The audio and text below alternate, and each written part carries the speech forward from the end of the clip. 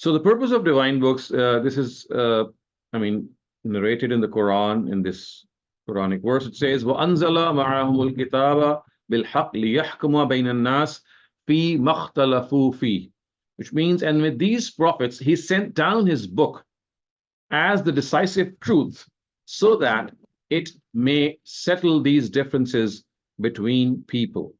So once again, you can see what we are studying here is something which is close to what we just studied, that the Quran is the Qur'an and the Mizan, which means that it distinguishes between right and wrong, and at the same time, nothing can overrule the Quran. The Quran is the final authority. The Quran, that was something that we studied previously, that it is the final authority, it is the Mizan, nothing can overrule it. It can overrule other things, but nothing can overrule it. So this purpose of the Quran that we are now studying, it tells us that the purpose is to settle the differences between people.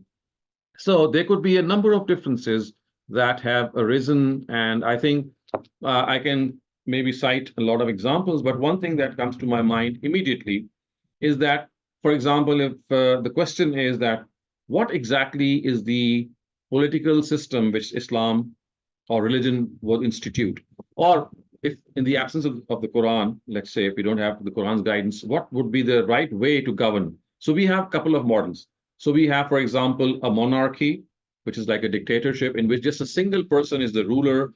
Like, for example, that there is a dynasty which is ruling. We know that in the UK we have a king or a queen, but then they don't have any effective say in the political system. It is being run by the prime minister. But say, for example, in the case of Islam, we had centuries of dynasties ruling, and it was from the time of the Prophet until 1924, in which the caliphate was annulled, that we had sons succeeding their fathers, and then the grandsons succeeding their father, etc., etc. So it's like a whole array of people in which it's not basically merit which counts as much as the fact that you belong to royal blood. So this is one model. The other model is theocracy. So theocracy, you might be knowing, is something in which religious people are given the authority to rule. And if you want an example, there are two examples today in the Islamic bloc. One of them is Iran. So they are ruled basically by scholars. I mean, the top person has to be a scholar, Ayatollah. And yes, they have tried to become, I mean, they've tried to merge it with some democratic norms, I would say, but primarily it's a theocracy, which means that it's the ultimate say rests with religious scholars. And then a third model also, which is in vogue, is secularism, which was formerly the case with Turkey, for example, or many Western countries. I mean, US, UK, Canada, all these are secular states, which means that religion does not have a say in the collective affairs of life. It's just a personal relationship between a person and his God. So now the question is that if the Quran is, it guides us between these differences. I mean, as we've just studied, the Quran says that one of the main purpose of its revelation, and indeed the purpose of the revelation of all the books of God, is to decide between right and wrong and let people know what the right path is. So if we look at this scenario, we have a monarchy on one side, we have a theocracy on the other side, then we have a secular state or a secular government. So there we have three models. And if I can incorporate a fourth one, it is democracy.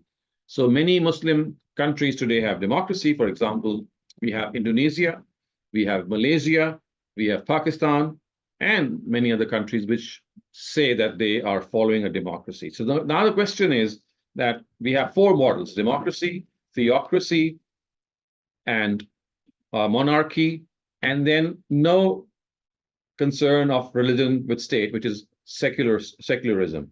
So if we look at these four, the Quran has immediately given its verdict, and this was given centuries ago. The Quran said, "Amruhum shura bainahum," which means that the people who rule will be elected through the consultation of the masses.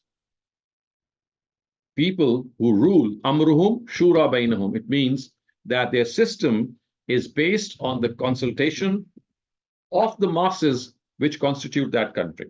In other words, it will not be scholars, it will not be monarchs, it will not be a secular country, it would be more close to democracy.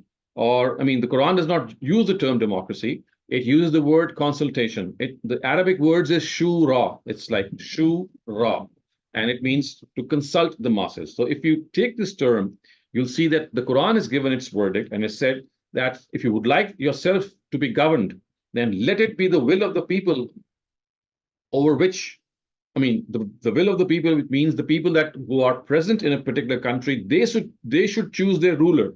Who the person should be would be a person of their choice.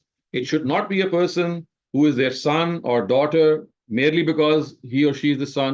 It should not be someone who is a religious scholar, and neither should be a person who is, I mean, who does not have any religion. I mean, it's not the correct way to say that religion has, I mean, the state has nothing to do with religion, because of course religion has some practical and collective aspects too. So now the Quran has given you this exact verdict that yes, if there is a difference of opinion, then consulting people, which is what we call democracy is. So now we find the Quran giving us this this very important answer. Similarly, you see, the question could have arisen that, well, is riba, which is again a way of transaction, interest or riba, you must have heard of it. It is something that government should be based on riba, in which a state should actually sanction banks which are run on riba, or it should be something else. So once again, the Quran has given its verdict and said that riba is something which is immoral, which is exploitation. It takes into account the value of money, and it does not take into account human dignity and human effort, because you are concerned whether the income that you get, and you're not concerned whether that income is produced by the person to whom you had lent. So therefore, it does not give this any credence. And many other examples can be given. So you see, one of the roles of the Quran is that in your collective lives, wherever you find huge differences, I mean, differences that might set you apart from one another, you can go and to the Quran and ask for its answer, and it is there for you. And I think, again, this is one of the beauties of the Quran and religion, that it gives you this reference point in all the collective affairs, all major collective affairs, I would say, not all, major collective affairs.